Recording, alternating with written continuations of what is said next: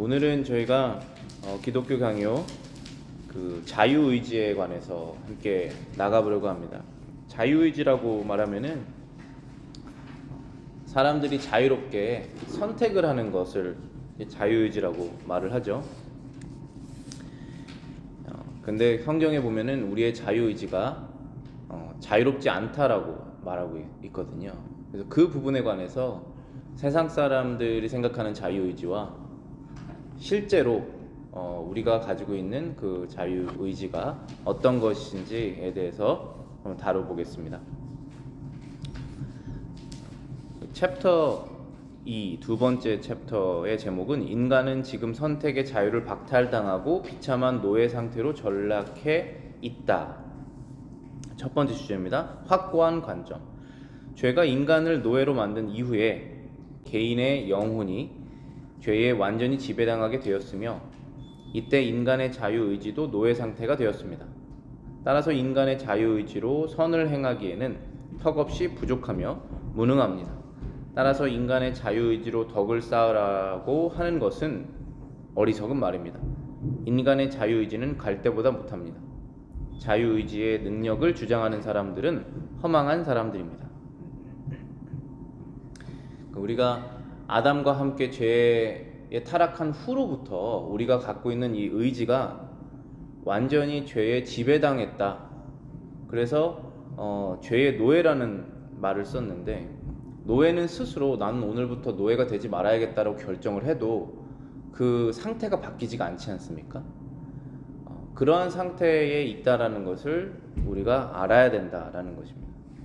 그래서 선을 행하기에 무능력하다.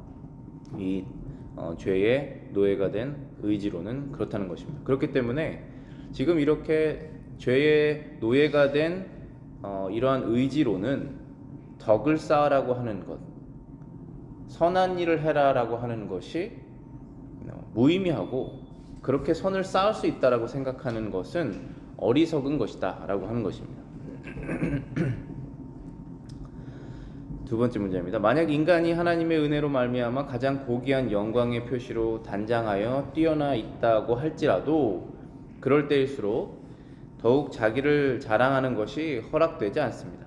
성경은 그가 하나님의 형상대로 만들어졌다라고 말합니다. 이것은 사람이 자신의 선한 행위 때문에 축복을 받는 것이 아니라 하나님과 함께 함으로써 축복을 받았다는 것을 뜻합니다. 그러니까 만약에 사람이 어떠한 고귀한 영광의 표시를 드러내고 있다면, 그러니까 사람이 고귀한 존재잖아요. 그런 것이 드러나고 있다면 그것은 그 사람이 하나님의 형상대로 지음을 받았기 때문에 그 형상을 드러내고 있는 것이다 라는 것이죠. 그래서 이 사람이 자신의 선한 행위 때문에 축복을 받는 것이 아니라 하나님과 함께 있기 때문에 축복을 받는다는 것이다. 그러니까 저와 여러분들 안에 하나님께서 선한 것을 창조해내셨으면은, 만들어내셨으면은, 우리가 내 의지로 내가 선한 것을 결정해서 이기적인 것을 죽이고 타인을 생각하는 마음을 더 만들어내서 내가 이렇게 고귀하게 되었다. 그런 것은 고귀한 것이잖아요. 고귀한 인간의 성품이지 않습니까? 동물은 다른 것을 생각하지 못하잖아요. 그러나 우리는 도덕적으로 옳고 그름을 생각해서 우리가 자기 희생적으로 어떤 것을 할 수 있지 않습니까? 이것은 고귀한 그런 사람의 캐릭터인데, 하나님께서 만드신 이것을 우리가 조금이라도 가지고 있고 어떤 빛을 내고 있다면 이것은 우리에게서부터 나온 것이 아니라 하나님께서 하나님의 형상대로 사람을 지으셨기 때문에 이것이 있는 거구나라고 하나님께 영광을 돌려야 되는 것이 마땅하다는 것입니다. 왜냐하면 하나님의 형상대로 지음을 받지 않았다면 우리는 동물과 다름이 없었을 것이기 때문에, 그리고 죄로 타락한 노예 상태의 우리의 상태이기 때문에 하나님께서 그것을 회복시키시거나 아니면 조금 그것을 남겨두지 않으셨으면은 그 빛을 내지 못한다는 것입니다. 그렇기 때문에 우리는 하나님과 함께 있으면서 우리가 축복을 받고 있구나라고 고백을 해야 된다는 것이죠. 그런데 지금까지 제가 말씀드린 것은 성경에서 사람이 어떠한 상태인지에 대해서 얘기를 한 것이고, 우리가 그리스도 안에서 거듭난 다음에 우리의 모든 선한 것이 하나님으로부터 나왔고 그리스도 안에서 회복되는구나라는 것을 제가 지금 말씀드린 것이죠. 그렇지만은 세상의 사람들은 그렇게 생각하지 않죠.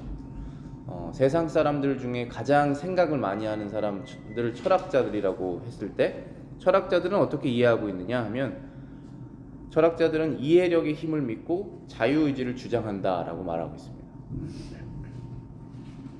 첫 번째 문장 보시면은, 그들은 사람이 이성에 순종하거나 아니면 감각의 횡포에 내맡겨서 그가 하고자 하는 것을 선택할 수 있는 권위와 자유를 갖고 있다라고 주장합니다.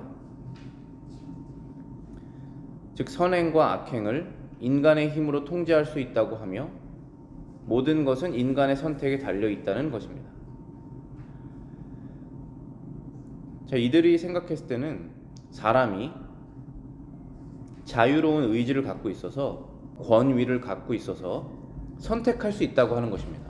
근데 무엇을 선택할 수 있냐 이 사람들이 주장하냐면은, 이성과 감정 사이에를 선택할 수 있다는 거예요. 그러니까 이 사람들이 생각했을 때는 이성적인 선택은 선한 것이고 감정적인 선택은 악한 것이다라고 생각을 해서, 사람이 이성적이라면 그 사람이 이성적인 것을 선택할 수 있을 것이다, 그리고 이성적인 것은 선하다라고 생각하고 있다는 것입니다. 근데 사실 그렇지 않죠. 이성적인 것이 다 선하지 않습니다. 하나님이 보시기에 악한 이성을 사용할 수 있잖아요, 사람이. 그리고 감정적인 것이라는 것이 다 악한 것이 아닙니다. 감정을 컨트롤하지 못해서 이성적이지 못하라는 일반적인 말 할 수 있지만은, 우리가 감정에 움직여서 우리가 선행을 할 수가 있습니다. 그러니까 이성과 감정이 악과 선과 악으로 그렇게 구분되지 않는다는 것이죠. 그런데 이 이성주의자들은, 철학자들은, 세상 철학자들은 그렇게 생각한다는 것이죠. 감정을 드러내지 않으면 그것이 이성적이고, 그렇게 차분한 냉철한 이성으로 생각한다면 악을 저지르지는 않을 것이다, 이렇게 생각한다는 것이죠. 근데 그렇지 않습니다. 두 번째 문장입니다. 그들은 운명은 하나님으로부터 유래하는 것이며 지혜는 자기 자신들로부터 얻어지는 것이다 는 것이 모든 사람의 판단이다라고 말합니다. 왜냐하면 인간의 이성이 바른 행위를 위한 인도자이며 이성에 순종하는 의지가 자유롭게 선택할 수 있는 능력을 가졌기 때문이라는 것입니다. 그러니까 이 세상 사람들의 문제가 뭐냐면은 모든 걸 일반화를 시키는데요. 여기서 지금 얘기했을 때 모든 사람들이 다 이렇게 생각한다라는 거예요. 어떻게 생각한다라고 말했냐면은, 운명은 신이 사람에게 주시는 것이고 사람의 지혜는 자기들로부터 얻어지는 것이다, 이렇게 생각하는 것이 세상 모든 사람들이다라는 거예요. 그런데 우리는, 크리스찬들은 그렇게 생각하지 않습니다. 우리는 본래 지혜가 없기 때문에, 지혜가 부족한 사람들은 어떻게 해라 라고 하나님께서 말씀하셨냐면은, 꾸짖지 아니하시고 풍성히 주시는 하나님께 지혜를 구해라, 그러면 주실 것이다 말씀하시잖아요. 사랑도 마찬가지죠. 의로움도 마찬가지고, 모든 것들이 하나님께서 풍성히 가지고 계시기 때문에 우리는 전혀 없고 하나님께 그것을 구하라고 말씀하셨잖아요. 그래서 우리가 그것을 조금이라도 가지고 있다면 그것은 하나님께서 주신 것이구나 라고 우리는 고백을 하죠. 그런데 이 세상 사람들은 자신들이 이성적으로 판단해서 선한 것을 결정한다는 것입니다. 그게 지혜다라고 생각한 거예요. 그리고 이 생각이 세상 모든 사람들의 생각이다 라고 말하는 것이죠. 그래서 이 사람들의 표현에 의하면은 우리 크리스찬들은 세상 모든 사람들에 포함되어 있지 않은 사람들입니다. 다른 생각을 가지고 사는 사람들이에요. 그리고 그것이 맞습니다. 그래서 이렇게 이성주의자로 가면은, 이성이 바른 행위를 위한 인도자며 이성에 순종하는 의지가 이성은 능력을 가지고 있다, 이렇게 주장하잖아요. 그러면은 어떻게 되냐면은 사람이 못 배워서 그렇다라고 결론을 져요. 사람이 못 배워서 이성적인 선택을 하지 못했다. 그래서 그럼 사람을 선한 선택을 할 수 있도록 어떻게 도와줘야 되냐 하면은 교육을 하면 된다. 이렇게 봅니다. 그렇게 되면은 사람의 구원자가 뭐냐? 구원은 어디서부터 나오냐? 그럼 교육으로부터 나온다고 생각하게 되는 것이죠. 그런데 그렇지 않습니다. 얼마나 많은 사람들이 많이 배워서 더 악한 일을 저지를 수 있습니까? 그것이 답이 아니라는 것이 너무나 분명하잖아요. 이성은 우리에게 선을 가져다 줄 수 없습니다. 왜냐하면 세 번째 문장이죠. 죄가 있기 때문에 인간이 죄로 인해 인간 이성의 건전성에 중대한 손상을 입었기 때문입니다. 악한 욕망으로 인해 자유의지가 심각한 노예 상태로 전락했기 때문입니다. 죄로 인해 자신이 욕심을 가지고 있기 때문에 아무리 이성을 발달시켜도 결국은 자신이 욕심을 이뤄내는 이성을 발달시킬 뿐이지 하나님께서 원하시는 선을 사람이 이성적으로 선택하지 않는다는 것입니다. 그것이 사람의 죄의 노예가 된 상태다라고 말하고 있는 것이죠. 그래서 우리는 구원자가 필요한 것이잖아요. 그래서 우리는 매일매일 구원자 예수 그리스도가 필요한 것입니다. 우리 그리스도인들은 더 고백하잖아요. 그렇게 순간순간 내 마음속에서 일어나는 하나님께서 원하시지 않는 동기들, 목적들, 그런 것들이 나의 마음을 주장하려고 하니까 우리가 다시 하나님께 회개하며 도움을 구하며 하나님께서 원하시는 것을 선택을 하는 거죠. 그 다음 6번째 주제입니다. 아직도 인간의 자유의지에 힘이 조금 남아 있어서 자기 몫을 할 수 있다고 생각하는 사람들이 있습니다. 그러니까 세상 사람들 중에 인간의 자유의지의 힘이 아직은 조금은 남아 있다. 왜냐하면 우리가 자유롭게 이것을 선택하고 저것을 선택하지 않습니까? 그러니까 아직도 자유의지가 조금은 남아 있다라고 생각하는 거예요.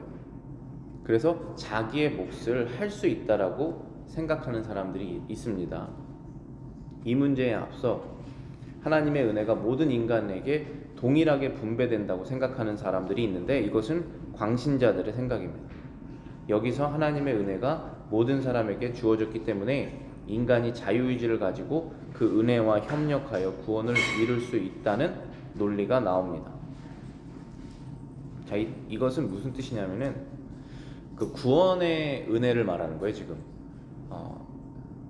이 세상 모든 사람들이 다 하나님의 은혜를 받아서 구원받은, 그러니까 모든 사람들이 다 구원받고 지옥은 없다라고 생각하는 사람들이 있잖아요.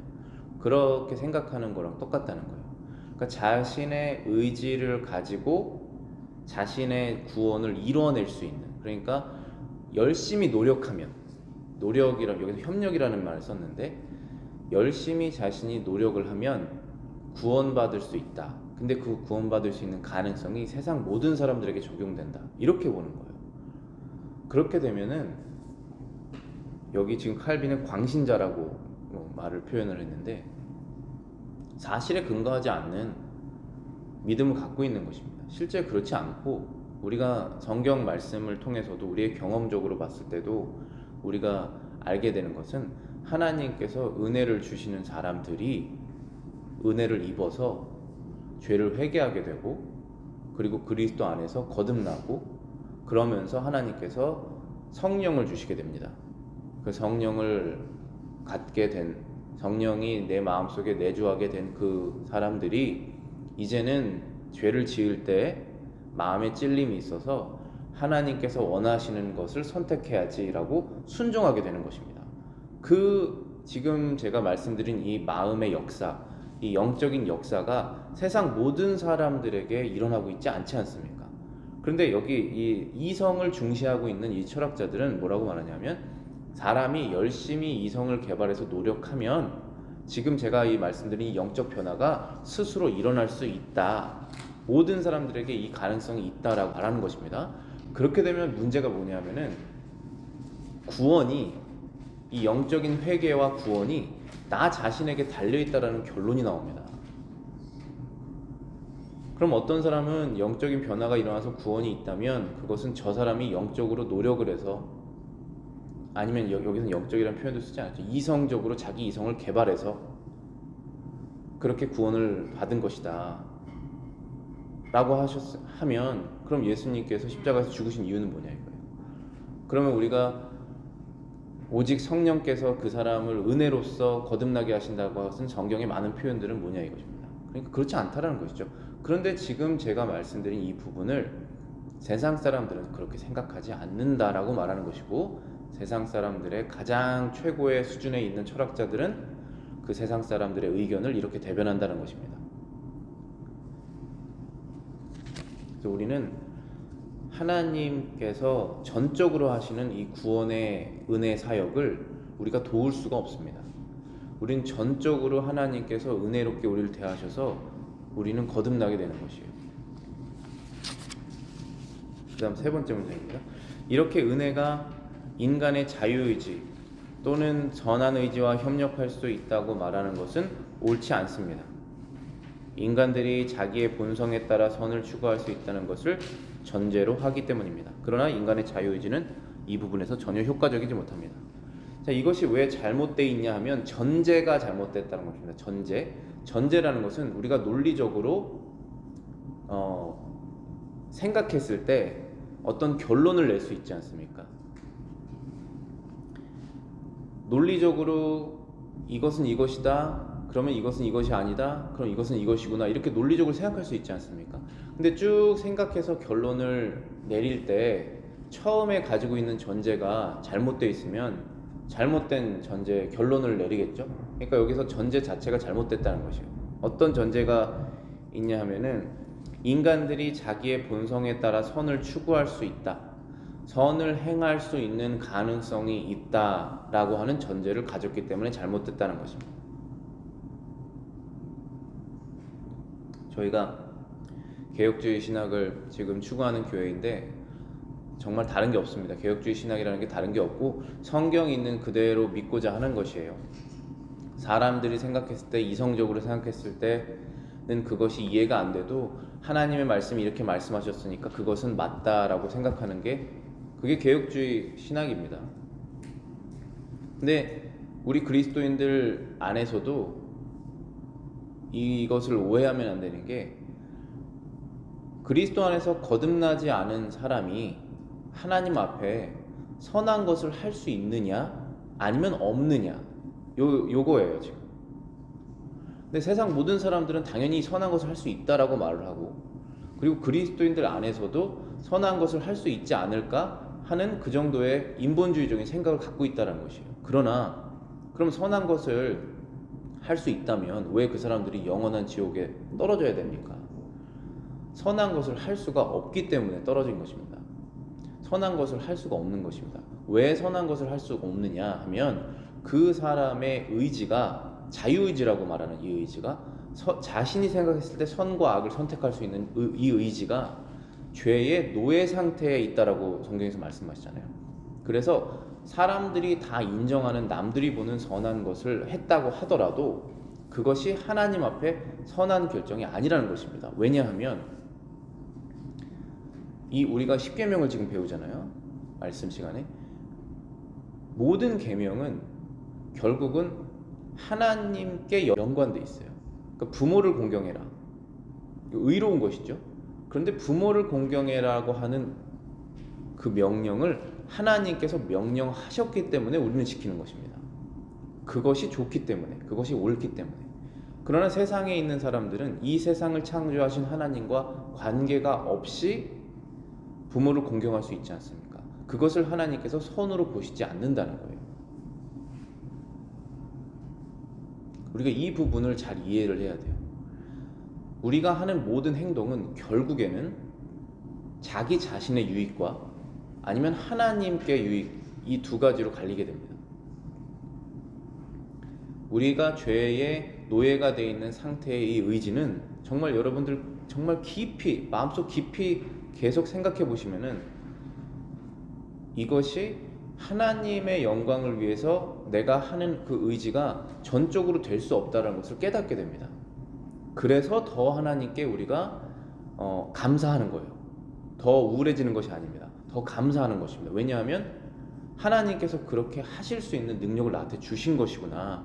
조금이라도 내 안에서 선한 것이 나왔다면 이것은 하나님께서 하신 것이구나 라고 고백할 수 있기 때문에 그런 거예요. 그렇다면 영적으로 거듭나지 않은 사람이 하나님께서 기뻐하시는 선을 할 수가 없다라는 결론이 나오게 됩니다. 그런데 철학자들은 자신의 이성을 갈고 닦으면, 교육을 많이 받게 되면, 자신의 감정을 냉철하게 컨트롤하면 선한 것을 선택할 수 있다 라고 말을 하지 않습니까? 그러니까 그 전제가 잘못됐다는 것이죠. 그래서 사람의 거듭나지 않은 상태의 이 자유의지는 하나님께서 기뻐하시는 선을 추구하는데 전혀 무능력하다라는 결론을 가지게 되는 것입니다. 그럼 초대교부 어거스틴은 어떻게 이 자유의지를 표현하고 있느냐 하면 부자유라고 표현합니다. 제가 읽어보겠습니다. 어거스틴은 주저하지 않고 자유의지를 부자유라고 말합니다. unfree. 그러니까 자유의지가 영어로는 free will이거든요. 내가 뜻대로 정한다는 것이죠. 그런데 어거스틴은 unfree하다는 거예요. 자유롭지 못하는 것입니다. 실제로 그렇습니다. 우리가 곰곰이 생각해보면 그는 인간의 의지는 성령이 없이는 자유롭지 못하다라고 말합니다. 왜냐하면 그 의지는 속박하고 지배하는 정욕에 예속되어 있기 때문입니다. 의지가 악에 대하여 점령당했을 때 인간의 본성은 그 자유를 잃어버리기 시작한다라고 말합니다. 즉 세상 철학자들은 우리는 free will이 있다. 심지어 리버럴 크리스천들, 그러니까 자유주의 신학을 믿는 그리스도인들, 자신이 그 신학을 믿는지 안 믿는지도 모르지만은 대부분 어떻게 생각하고 있냐면은 내가 예수님을 선택했다는 거예요. 내가 free will로 예수님을 선택했다는 거예요. 내가 free will로 다 고려해봤더니 불교, 천주교, 이슬람 다 고려해봤더니 기독교가 제일 맞다 해서 자기가 free will로 선택했다는 거예요. 우리는 하나님을 먼저 선택할 수가 없어요. 성경이 말씀하시잖아요. 우리가 먼저 하나님을 사랑하는 것이 아니라 하나님께서 우리를 사랑하사 예수 그리스도 보내셨다고 그러셨죠. 우리가 하나님께 죄인이었을 때, 원수였을 때 하나님께 우리를 사랑하셨다고 하셨죠. 그러니까 우리를 먼저 사랑하셔서 손을 내미신 후에 우리가 그 내밀어진 손을 잡은 거예요. 그래서 이 하나님께서 구원하시는 은혜가 보편적이지가 않다라고 말하잖아요. 세상 모든 사람들에게 적용되지가 않습니다. 인간의 의지는 성령이 없이는 자유롭지 못하다. 왜냐하면 그 의지는 정욕에 예속되어 있기 때문이다. 근데 그 정욕은 무엇이냐 하면 속박하고 지배한다. 속박하고 지배하는 정욕에 우리가 의지가 예속이 되었기 때문에 자유롭지 못하다.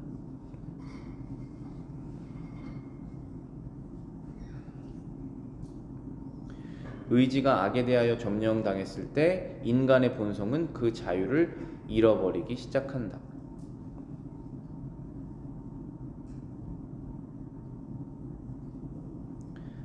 우리 의지가 하나님께서 보시기에 기뻐하시 않은 그런 악에 점령당했을 때 우리는 자유를 잃어버리게 된다라는 것입니다.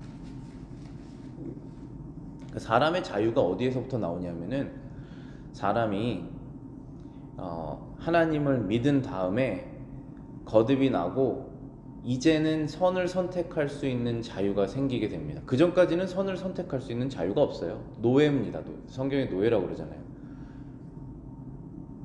그래서 선을 선택해야겠다라고 해도 선택할 수가 없습니다. 그런데 이제는 성령께서 우리 마음속에 오셔서 선을 선택할 수 있는 자유를 주세요. 그래서 그 전과는 다릅니다. 이제는 우리가 선을 선택할 수가 있는데 또 죄에 빠져서 순간적인 우리의 욕심으로 인해서 악을 선택할 수도 있죠. 그러나 예전에는, 거듭나기 전에는 늘 하나님께서 기뻐하지 않는 것만을 선택했다라는 것입니다. 자유를 잃어버린 상태죠, 그게. 그래서 자유의지가 너무나 모순이라는 거예요. 아이러니하라는 것입니다. 모든 사람은 자유의지를 갖고 있다고 하는데 지금 우리가 그리스도인이 된 후로 예전의 나를 돌아봤더니 그때는 자유롭지 못했다는 거예요. 그때는 악한 것만을 선택할 수밖에 없었고 선을 행할 자유는 없었다는 것입니다. 두 번째 문장입니다. 다시 말하면 인간은 자유의지를 잘못 사용하여 자신도 잃고 자기 의지도 잃고 말았습니다. 자유의지는 노예로 예속되었으므로 의를 행할 아무런 힘이 없습니다. 즉 인간은 창조되었을 때 자유의지라는 큰 능력을 받았으나 죄를 지었기 때문에 그것을 상실하고 말았습니다. 아담이 창조되었을 때는 자유의지가 있었습니다. 그 아담의 의지는 자유로웠어요. 그 뜻은 선도 행할 수 있고 선택할 수 있고 악도 선택할 수 있었습니다. 그게 자유의지예요. 그런데 아담이 악을 선택한 후로부터는 죄를 지었잖아요. 그 다음부터는 하나님과 단절됩니다. 에덴 동산에서 쫓겨났죠.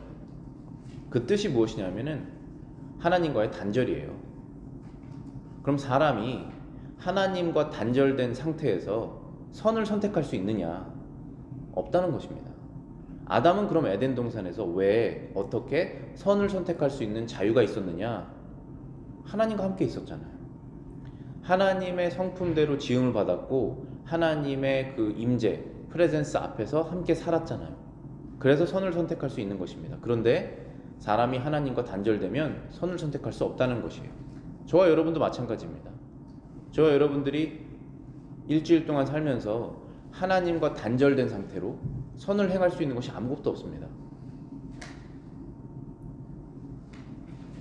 그래서 우리의 모든 선은 하나님으로부터 나왔다는 결론이 나오는 거예요. 그래서 하나님께 감사를 드리는 것입니다.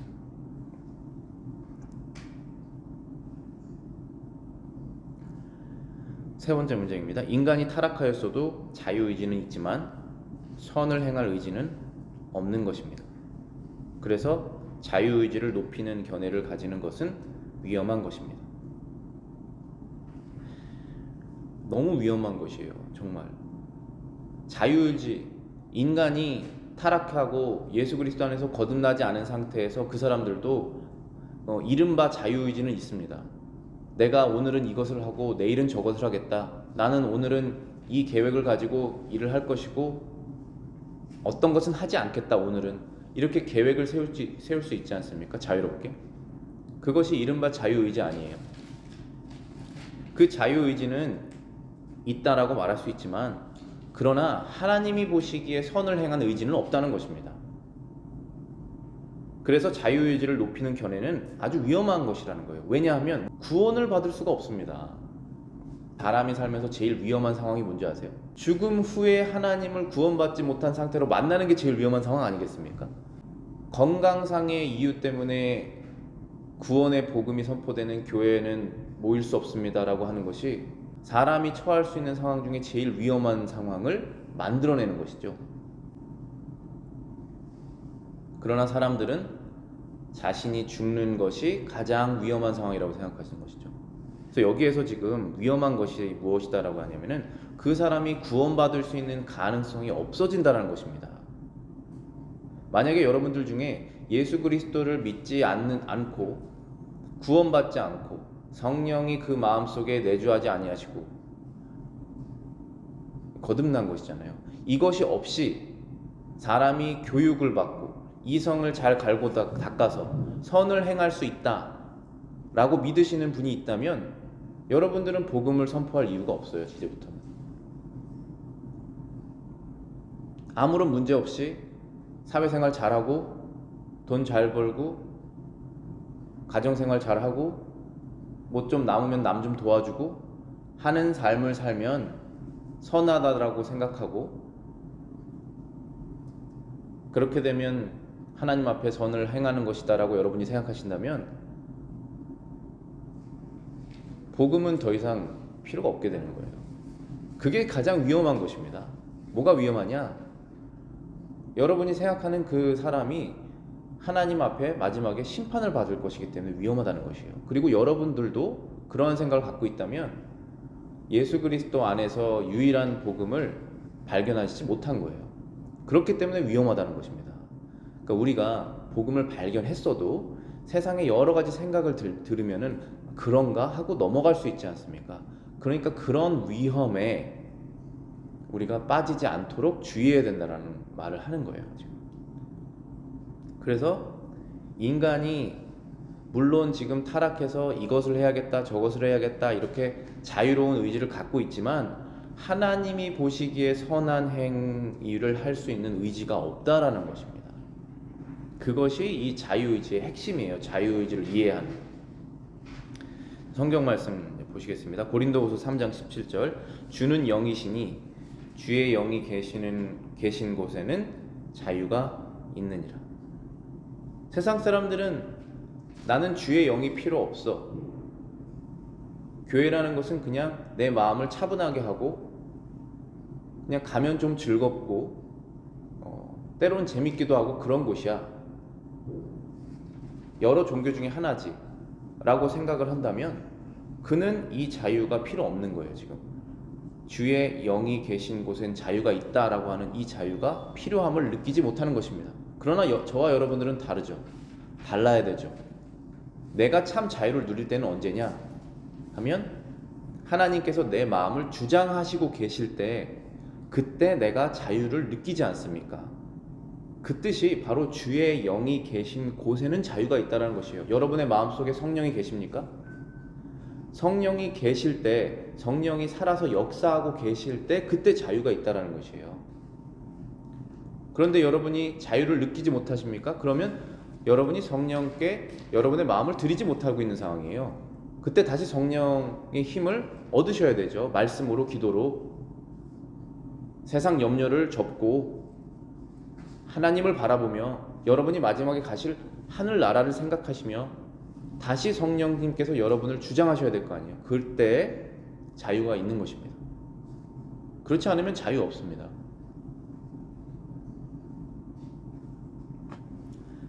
요한복음 15장 5절입니다. 나는 포도나무요 너희는 가지라. 그가 내 안에 내가 그 안에 거하면 사람이 열매를 많이 맺나니 나를 떠나서는 너희가 아무것도 할 수 없느니라. 조금은 할 수 있다라고 말씀하셨습니까? 아무것도 할 수 없다라고 말씀하셨잖아요. 여러분이 선한 행위를 하셨다면 하나님이 보시기에 선한 행위를 하셨다면 그것은 뿌리로부터 나온 거예요. 뿌리. 그것은 바로 예수님이세요. 나무에서 가지가 떨어지면 바로 그 다음 날부터 말라서 죽지 않습니까? 열매는 무슨 열매가 있어요? 그 자체가 벌써 보기 싫은 가지가 되는데. 그런데 우리가 성령의 열매를 내고 있다면, 아름다운 결정들을 하고 있다면 우리가 그 나무에 붙어 있다라고 하는 증거예요. 반대로 말하면 우리는 붙어 있지 않으면 아무것도 할 수 없다는 것입니다. 그러니까 세상 사람들이, 세상 철학자들이 말하는 이성적으로 교육을 받고 사람이 문화적으로 개선이 되면 선하게 살 수 있다라고 생각하는 것이 거짓이라는 것이죠.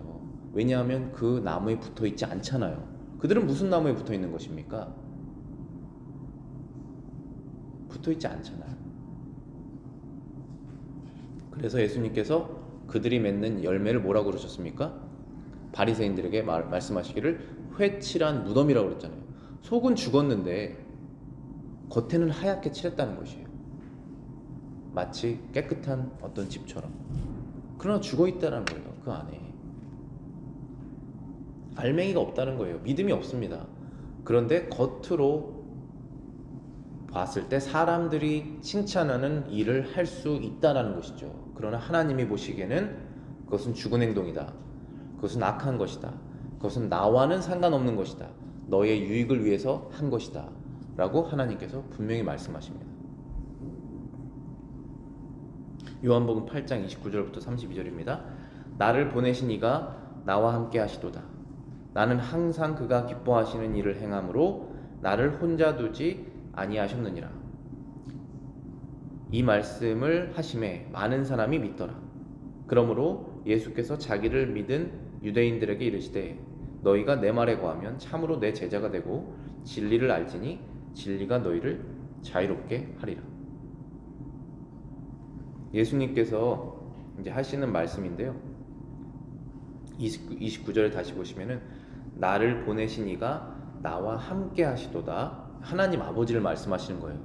우리가 지금 쭉 말씀해온 것처럼 하나님과 함께 있을 때 선을 행할 수 있다라고 말씀드렸죠. 그런 것처럼 예수님께서 지금 하나님 아버지 나를 보내신 이와 내가 함께 있다. 영어로 보시면 He who sent me. 하나님 아버지잖아요. Father이 Son을 이 세상에 sent 하셨잖아요. is with me. 나와 함께 계시다. The Father has not left me alone. 아버지가 나를 홀로 두고 떠나지 아니하신다. For always I do those things that please Him. 왜냐하면이잖아요. 왜냐하면 내가 항상 그분을 기쁘시게 하는 것들을 행하기 때문입니다. 이것이 선이에요.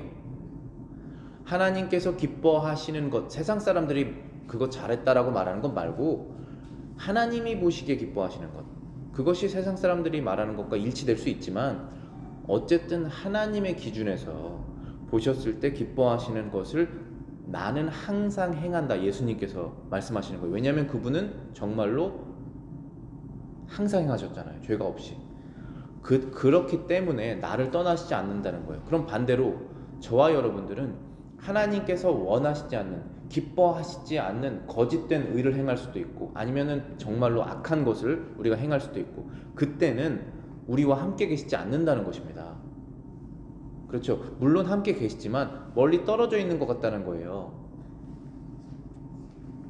그러면 우리는 그때부터 선을 행할 수가 없어요. 단절된 것입니다. 이 말씀을 했더니 사람들이 많이 믿었다는 거예요. 예수님을. 그러므로 예수께서 자기를 믿은 유대인들에게, 그 유대인들이 예수님 많이 믿지 않았잖아요. 그런데 이제 믿는 사람들이 생겼을 때 그들에게 지금 말씀하시는 거예요. 너희가 내 말에 거하면 참으로 내 제자가 될 것이다. 진리를 알아라. 진리가 너희를 자유롭게. 여기서 진리가 뭘까요? 진리는 바로 예수님 자체예요. 그리고 예수님께서 말씀하시는 바로 그 자체입니다. 여러분이 진실되면 여러분의 입에서 나오는 말은 다 진실될 거예요. 그런 것처럼 예수님은 진리 그 자체시기 때문에 말씀하시는 내용이 다 진리인 것입니다. 그런데 예수님께서 지금 이 사람들에게, 유대인들에게, 거듭난 유대인들에게 지금 얘기하시는 것이 진리를 알아라. 진리가 너희를 자유롭게 하리라. 다른 방법으로 말하면 너희가 너의 앞에 서 있는 예수 그리스도 하나님의 아들을 알아라. 그러면 그분이 너희를 자유롭게 할 것이다. 그 뜻이잖아요. 우리도 똑같죠. 우리가 자유가 없습니다. 선을 행할 자유가. 그런데 선을 행할 자유가 어디 있느냐 하면 우리가 예수님을 알고 그분의 말씀을 믿고 따를 때 그때 자유롭게 행동할 수 있는 것입니다. 어떤 자유입니까? 선을 행하는 자유예요. 그전에는 느끼지 못했던, 가질 수 없었던 하나님을 기쁘시게 하는 선택들. 믿는다고 말만 하면 어떻게 됩니까? 선택을 할 수 있다는 거예요. 삶의 방향을 바꿀 수 있다는 것입니다. 그전에는 할 수가 없었어요. 그런데 우리가 예수님을 알면 바뀐다는 거예요. 왜 바뀌죠? 1차적으로는 내 안에 내 본성이 그리스도의 본성으로 바뀌게 되기 때문에 바뀌는 것이고, 두 번째는 그때부터 우리가 자유의지를 쓸 수가 있습니다. 어떤 자유의지냐? 이성적으로 생각할 수 있습니다. 이 세상에 있을 것은 짧게 지나가고 영원히 존재하는 것은 영원하니까 우리가 이성적으로 판단해도 짧게 지나갈 것은 시간을 적게 들이고 영원히 존재할 것은 시간을 많이 들여야 되는 것이 이성적이지 않습니까? 그때부터 이 철학자들이 주장하는 이성을 개발하면 선을 선택할 수 있다는 말이 이때부터 적용이 돼요. 이해가 되세요? 그래서 여러분들이 성경을 읽으시고 성경 말씀을 알고 그리고 여러분의 일상 속에 적용해야 되는 이 말씀들, 자녀를 키우든 커리어를 정하든 결혼 생활을 하든 인생을 계획하는 모든 것에서 하나님의 말씀을 알 때 그때 하나님께서 기뻐하시는 자유로운 의로운 선택들을 할 수 있다는 것이에요. 이제부터 할 수 있습니다, 여러분들. 그래서 그때부터 여러분들의 이성이 그때 역할을 하게 되는 것입니다. 그 전에는 그리스도 안에서 거듭나지 않은 상태에서 이성을 개발한다? 어떻게 개발될까요? 남을 속이는 이성, 심지어 자기 자신을 속이는 이성, 사람들에게만 칭찬받고 하나님께 칭찬받지 못하는 이성을 개발할 수밖에 없다는 것입니다. 왜냐하면 그 이성이 어디에 지금 예속이 되어 있습니까? 자신의 욕심에, 자기 자신을 위한 것에만 예속이 되었기 때문에 하나님의 영광과는 관련 없는 것들만 추구할 수밖에 없다는 것입니다. 그것이 우리가 처해 있었던 상황인 거예요. 거듭난 다음에 하나님께 무한한 감사와 영광을 돌려야 되는 이유가 바로 그것입니다. 기도하고 마치겠습니다.